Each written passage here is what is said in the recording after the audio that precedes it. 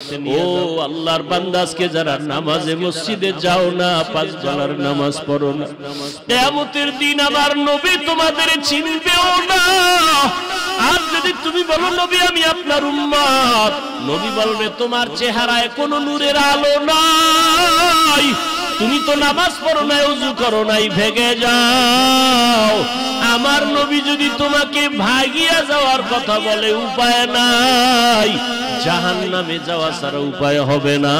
এই জাহান্নামের আযাবের ভয়ে যদি নবীরা কাঁদতে পারেন বেগুনাহ হইয়া, সাহাবায়ে কেরাম যদি কাঁদতে পারেন, ওমরে ফারুক যদি কান্না করতে পারেন, তাবেঈনরা যদি কান্না করতে পারেন, তুমি আমি জীবনে তো ভালো আমল করতেই পারি নাই, তোমার আমার কত কান্না করা উচিত।